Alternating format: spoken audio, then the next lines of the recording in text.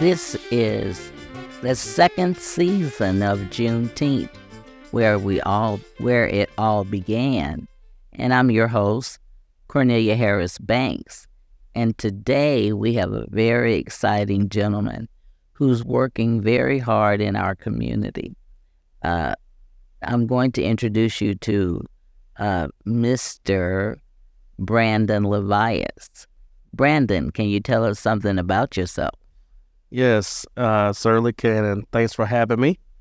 I am a native of Orange, Texas, born and raised. I finished high school out in Beaumont at what used to be Clifton J. Ozan High School, formerly Hebert High School for some of the people back in the day.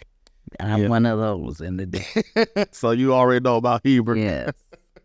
Yeah, so for what I do, me and my wife, the connection dealing with Juneteenth, we created a business called Luminosity Event Services. We started in the pandemic where we were kind of bored, but, this is kind of how things went in the pandemic. But we found a way to be one of the event planners dealing with Juneteenth at Reedy. So we've been putting on the event there and coordinating it and dealing with the Family Fun Day. So we've been instrumental in helping since post-pandemic, dealing with getting more people coming to the grounds and having a successful turnout leading to the Emancipation March and service. So other than that, I am a business owner with ComproTax. I've been an accountant for 15 years now. I just had to realize how long it's been. But that's actually what I do for my career, besides the event planning with Luminosity leading to Juneteenth. Well, let me tell you, your name, Levias, in the day had to do with a lot of folk that dealt with sports, athletics. Yes, definitely. That's in reference to my cousin, Jerry Levias from Beaumont Hebert. So he's a trailblazer and very historical icon, and not just Beaumont, but nationwide regarding breaking the color line back in the SWAC I believe it was the SWAC conference. Don't quote me. Well, we didn't have SWAC as such. No, a Southwest conference. I'm sorry, Southwest conference. So he played at SMU. He was the first one that broke the color lines, so to speak. Had a documentary via SPN that came out, and he's been really successful in his own right as a football player. But besides him, I have my other relatives that came out of Hebert with him with the Farrs, between Mel and Miller Farr, and they done wonderful things in Detroit as well, while my cousin played his career out in San Diego and also in Houston. So now I'm going to bring you back to Galveston. Yes. I understand on your mother's side, we're doing a lot with genealogy these days. Now, tell me this, that famous person from Galveston. Yes.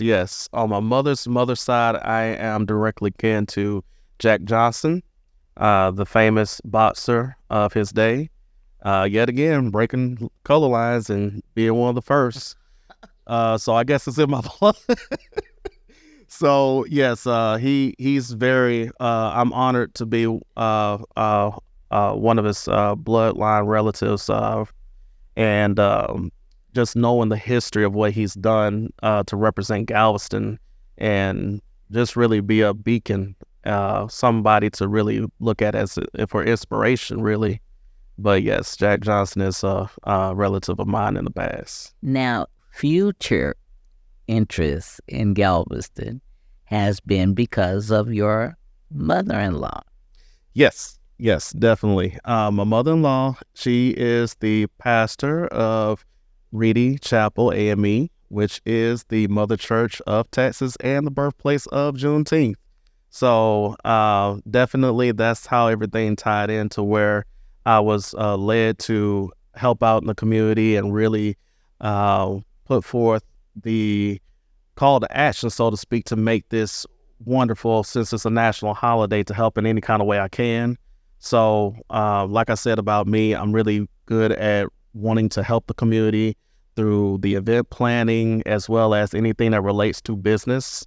So took it upon myself to do what I could to answer the call for whomever are the stakeholders within the church, and as what she asked for as well.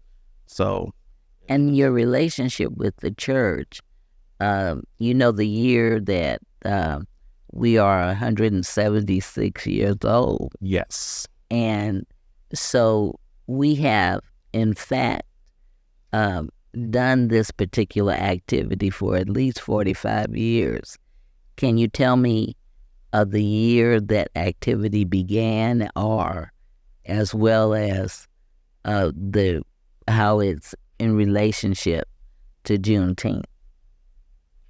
For the year that it began, dealing with 1866, I would say that, oh my God, it's just so many words.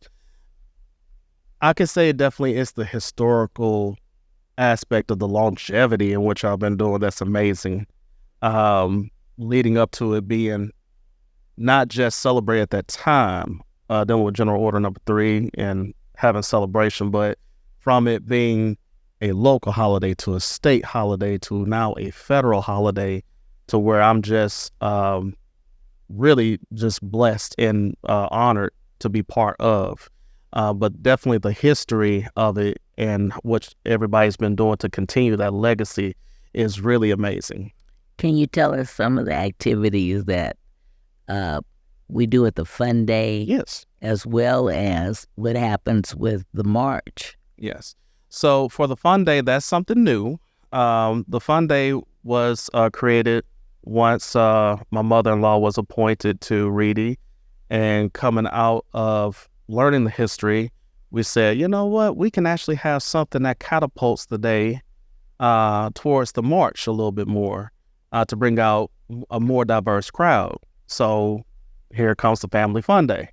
So with that, during the Family Fun Day, vendors are there with food, merchandise to buy, drinks, anything you can name, they'll be there. Activities, the kids have bounce houses, the ones that's with water slides, basketball, anything that you can think of with children activities. But besides just that, we have actual exhibits there too. So we have halls. One year we had the Galveston Children's Museum there to have their events, to where kids had activities inside because it is hot. So we made sure that we do accommodate people for outside activities as well as inside activities. And those inside activities are in the fellowship hall. That's correct. It's in the fellowship hall. So for the previous year, the Galveston Children's Museum, they came and really did a great job. This year, we're going to have a voting rights exhibit, and that's going to be another great thing to really experience with the children, family, and also we have guest speakers as well. That's also inside the church itself. So not only will you have a historical tour in that day, because we have that as well during the Family Fun Day, you'll have speakers come in and you'll get to hear the history of what has happened on Juneteenth, as well as a different tone of emancipation or a fight of injustice, so to speak, that goes with the tone of the celebration. Right. Right. Well, the AME Church has always been involved with social justice. Yes. Yes. And so I think there's going to be a dynamic speaker coming. Are we able to say who that is? I believe so. I think we can definitely announce it. But yes, attorney Benjamin Crump will be present this year. He will be there speaking, as well as our local celebrity of Sam Collins. That will be later on in the day after the Emancipation March, however, with the Emancipation Service. So we have descendants from different points leading to the day of Juneteenth in that emancipation process with different descendants from various family members of Reedy. They will be present and honored. And I really, think there's another one named, his name is, I say Gibson, Mr. Gibson, yes, and he had been the first principal of Central High School. correct. So his family Correct. is going to be there, correct? Yes. As you can see, it's a lot. Yeah. Yeah. So, yes, the Gibson family will be present. They will be honored as well in that evening service. So it's a lot to come check out, dealing with just not celebrate the concept of Juneteenth itself, but the actual descendants, the remnants, the history, the actual act of walking through in time, going back in time and just shouting, ringing the bell, and just letting the spirit flow through you to just reminisce on what has brought about the celebration itself. Well, any music or?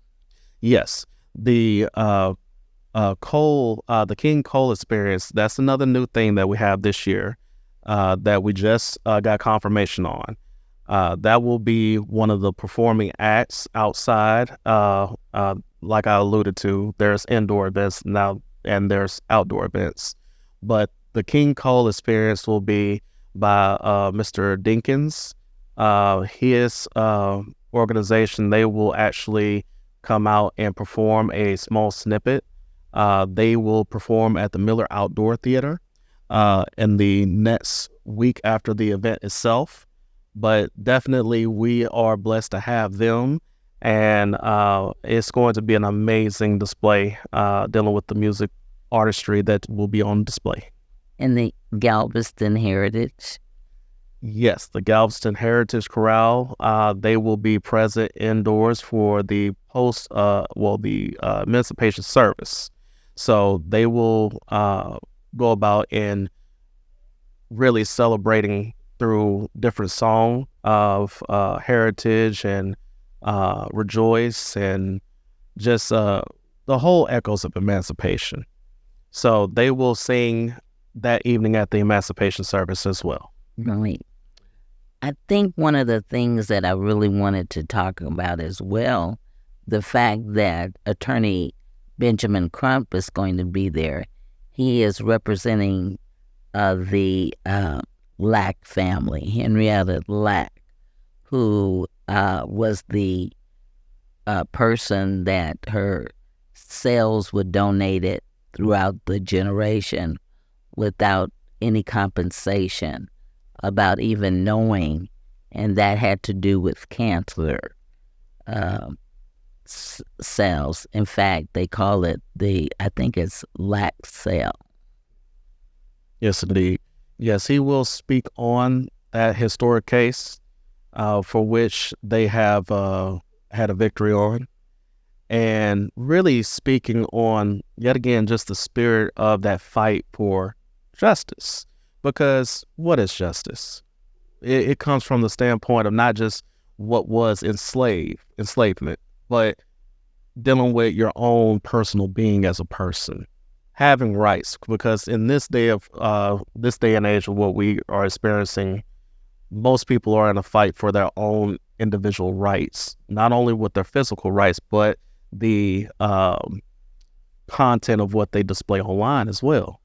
So there's always this line that we have to put our foot out and fight every now and then, if not constantly, to make sure that we are not being trampled on. And definitely Attorney Benjamin Crump will speak on that case, and what we as people have a moral right to fight in that battle for justice.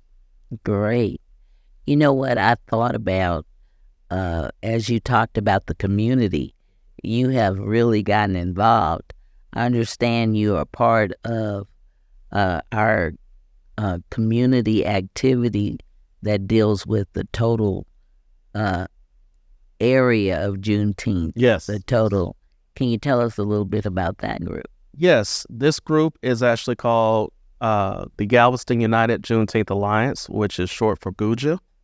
So we are a new fledgling organization. In short, our history comprises of 20 plus or more organizations that came together that had individual Juneteenth events.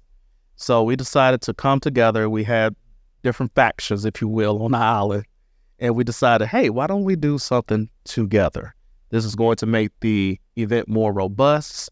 It's going to give us more of a basis to plan together and just make the festival or events or anything that we plan that much more greater because we work better together, right? So we have formed the organization.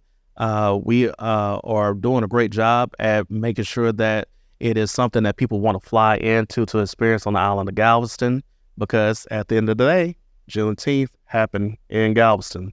So our sole mission as GUJA is to make sure that we have a very sound and very well-organized event for people to come and take part of.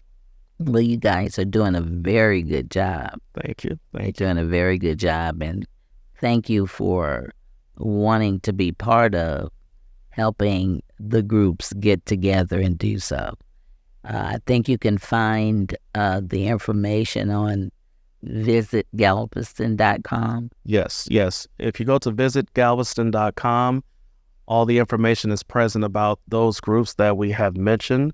Of course, there will be more information that will come about in the latter months and year, but definitely go to visitgalveston.com to check out all the different events that you may want to take part in and schedule your day accordingly.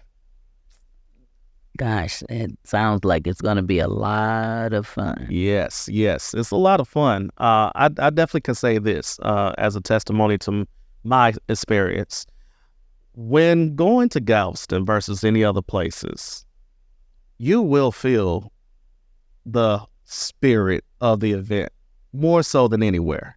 Now, the reason why I say that is because you're walking in history where everybody's footsteps has come to realize that moment of, oh my God, it's here.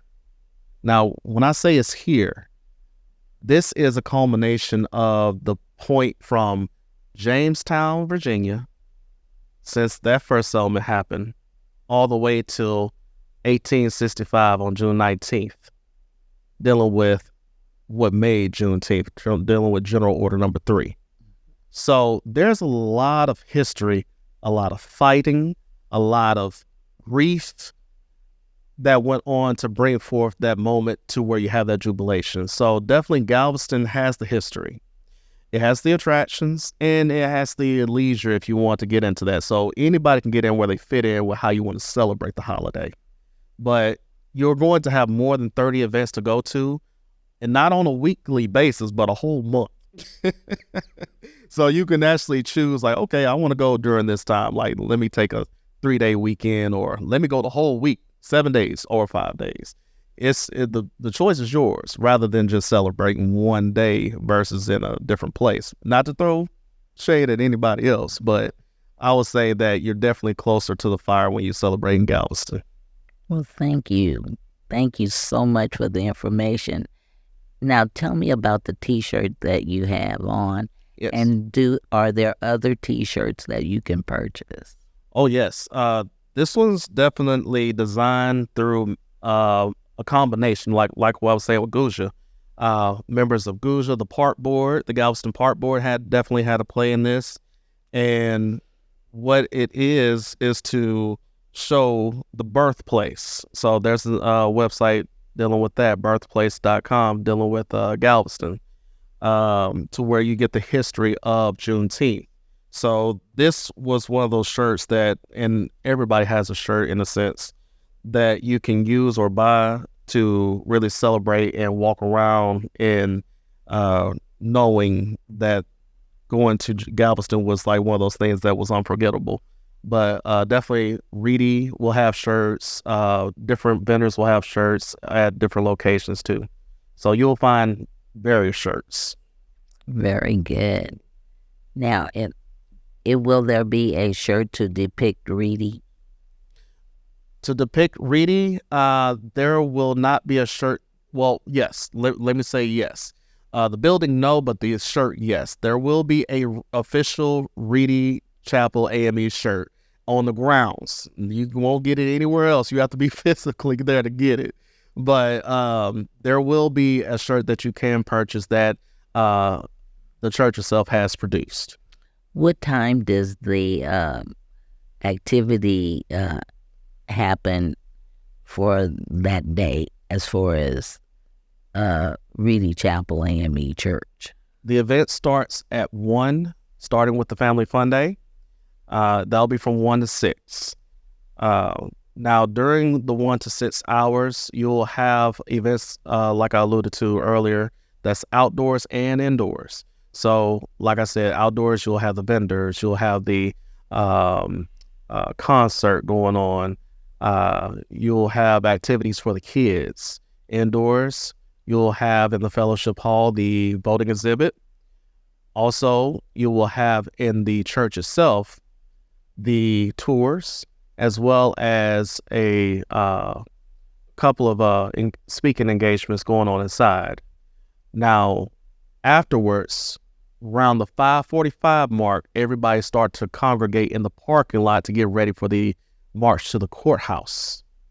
That is where everybody gather and get ready. So after the concert is done, after the speaking engagement was done, they all congregate to leave to the courthouse. We march to the courthouse. Then once we get to 6 o'clock, that's when the general order is read at the courthouse, along with typically we have the Buffalo Soldiers with us, or any honoring factor from the Army or armed forces of that time to represent that time, dealing with the Union soldiers that was occupying Galveston at the time, which was a colored regiment. So that will be present. And once we are done at the Galveston courthouse, we'll all march back to Reedy. And that's the reenactment, to where we have the general order. We know what's going on. We're all shouting in jubilation.